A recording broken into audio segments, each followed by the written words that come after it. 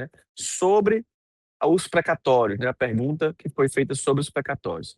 Primeiro a gente tem que entender que precatório não é de uma ação específica, né? Qualquer ação judicial que a gente tenha, ela pode virar um precatório. É quando o Estado deve algo ao cidadão, né? E esse valor ele ultrapassa 10 salários mínimos. Então esses valores eles viram precatório, né? Esse precatório ele tem uma regra geral para qualquer cidadão e para qualquer servidor público. Então, quando esse valor vira precatório, ele vai, vamos supor assim, vamos usar aqui uma imagem, ele vai tudo para o mesmo bolo, vamos dizer assim, da justiça, precatório que é da educação, precatório da saúde, precatório da justiça, dos servidores da justiça, tudo no mesmo bolo e segue uma única regra. Essa regra, ela estabelece que tem prioridade quem tem acima de 60 anos ou quem tem comorbidade. O Sintep fez uma luta, participou da luta nacional ano passado, junto com a CUT, com a CNTE, para barrar o que na época se chamava de PEC 66, né, que era uma emenda constitucional que foi aprovada pelo Congresso Nacional e alterou as regras de pagamento de precatório. Então, aumentou o tempo para estados e municípios pagarem precatório e diminuiu a verba anual utilizada para pagamento de precatório. Ou seja, vai demorar mais para receber precatório. Então, dito isto, né, mais essa derrota que nós tivemos aí no Congresso Federal, o Congresso que, na grande maioria das vezes, tem se mostrado inimigo do povo, inimigo dos trabalhadores, né, alterou essas regras de precatório também. Então, para todo mundo entender, prioridade de precatório é quem tem acima de 60 anos e comorbidade. Então, se eu tenho 60 anos e tenho outro colega servidor aposentado com 85, a prioridade vai ser dele.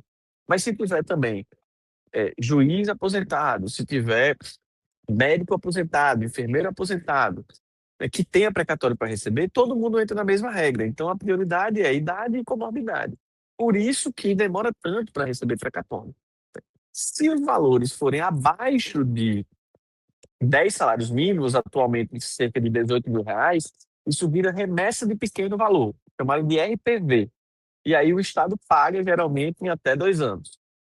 Agora, muitas pessoas têm nos perguntado como é que vai receber esse dinheiro, porque pegou lá o CPF, tem um amigo que é advogado, tem um primo, um tio, um sobrinho que é advogado, jogou o CPF lá no sistema eletrônico da Justiça e viu que tem valores a receber.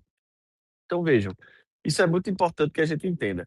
Quando a gente faz um acordo judicial, né, o escritório de advocacia do sindicato, ele vai pegar os dados daquele servidor, vai fazer os cálculos referentes àquela ação judicial e vai protocolar na justiça aqueles cálculos. Então, vamos supor, tem um professor que entrou com a ação do piso e fez o acordo na ação do piso, o escritório fez as contas desse professor e ele tem 40 mil reais a receber. Então, o escritório de advocacia vai lá, apresenta esse valor ao juiz e o Estado tem que se manifestar se concorda ou discorda daquele cálculo que foi feito. Após a manifestação do Estado, o juiz tem que homologar aquele acordo. A partir daí, começa, obviamente, a contar o prazo para pagamento, né? E essa verba ela vai sendo reajustada de acordo com as regras de precatório. Então, até 2021 era um índice que era seguido, a partir de 2021 taxa Selic, com a PEC 66 já mudou novamente, mas isso vai reajustando até o recebimento do precatório ou do RPV. Porém, é muito importante que todo mundo entenda que o fato de identificar no sistema digital da Justiça essa documentação não significa que já está concluído nos autos. Precisa ter, obviamente, aí a decisão do juiz, né? Então, óbvio que o escritório de advocacia do sindicato, né, o Pera Graciele já estava falando também aí, que é a nossa secretária de Assuntos Jurídicos, né, está acompanhando isso, inclusive porque tem os seus honorários a receber, então ele não vai deixar isso passar, certo? Então todo mundo pode ficar tranquilo que há sim um monitoramento disso, né? E é o praxe na justiça esse procedimento, né? A apresentação de acordo de cálculos, a anuência ou a discordância do Estado e, a partir daí, a homologação do juiz. Esse é o trâmite que tem que ser seguido, Joel, para o pagamento, ou seja de precatório, ou seja de remessa de pequeno valor, que é o RPV, como comumente é chamado, tá certo?